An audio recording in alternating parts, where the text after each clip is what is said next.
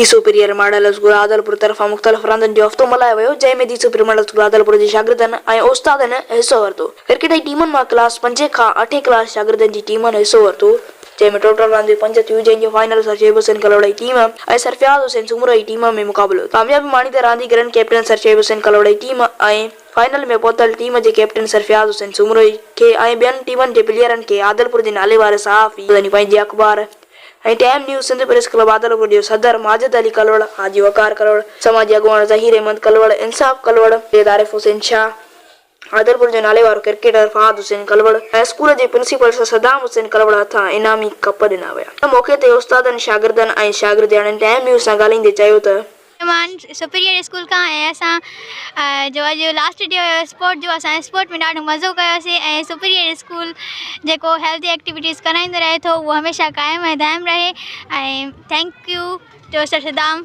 जंहिं असांखे इहे एक्टिविटीज़ करायूं।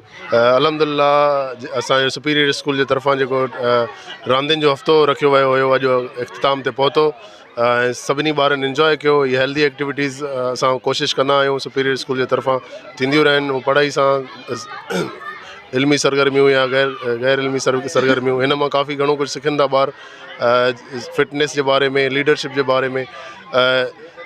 ॿारनि ॾाढो इंजॉय कयो हिन खे ज़बरदस्त तरीक़े सां अल्हम्दुलिल्लाह। ऐं इंशाअल्लाह असां इहे कोशिशि करे अॻिते ई हेल्दी एक्टिविटीज़ कराईंदा रहंदासीं। अल्लाह ताला सुपीरियर स्कूल खे क़ाइमु दाइमु रखे। आदलपुर में हिकु अहिड़ी शमा आहे सुपीरियर स्कूल अल्हम्दुलिल्लाह जेका अहिड़ी ॿरंदी ऐं पूरी दुनिया में रोशन थींदा।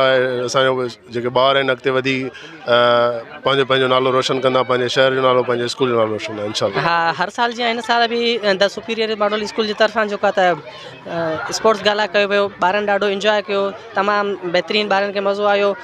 असांजो मक़सदु इहो ई आहे त तालीमी सरगर्मियुनि सां गॾु रांदियुनि जूं सरगर्मियूं बि थियनि त जीअं ॿारनि जी ज़हनी ऐं जिस्मानी सिहत बरक़रार रहे। महिरबानी। अस्सलाम वालेकुम, मां मोहम्मद अली अब्बासी सुपीरियर स्कूल जो टीचर।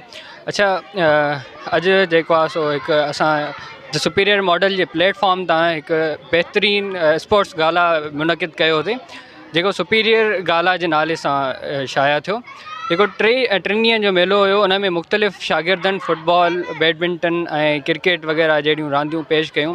असां सभिनि खां पहिरियां सर सदाम हुसैन कलवट जा शुक्रगुज़ार आहियूं जो उन्हनि जेको आहे सो शागिर्दनि जे लाइ तमामु बहितरीनु हिकु प्लेटफॉर्म क़ाइमु कयो ऐं उन्हनि जे लाइ हेल्दी एक्टिविटीज़ कराईंदा रहनि था जो ॿारनि जी मेंटल ऐं फिज़िकल हेल्थ ॿई जेको आहे सो बहितर थी सघनि थियूं। उन मौक़े ते टाइम न्यूज़ सां ॻाल्हाईंदे सरफराज़ हुसैन सूमरो ऐं ॿियनि चयो त रांदि ज़हनी ऐं जिस्मानी सिहत सां गॾु तालीमी जागरूकता जो अनमोल ज़रियो आहे। शागिर्दनि जो तवजा तालीमी दिलचस्पी ॾांहुं वधाईंदियूं आहिनि। प्रिंसिपल सदाम हुसैन कलवड़ खे जस हुजे जेको ज़ाती में ते महिनतूं करे स्कूल जे माली माहौल खे बहितर करण लाइ कोशिशूं करे रहियो आहे। कैमरामैन गुलाब अली कलवड़ सां गॾु माजिद अली कलवड़, टाइम न्यूज़ आदलपुर।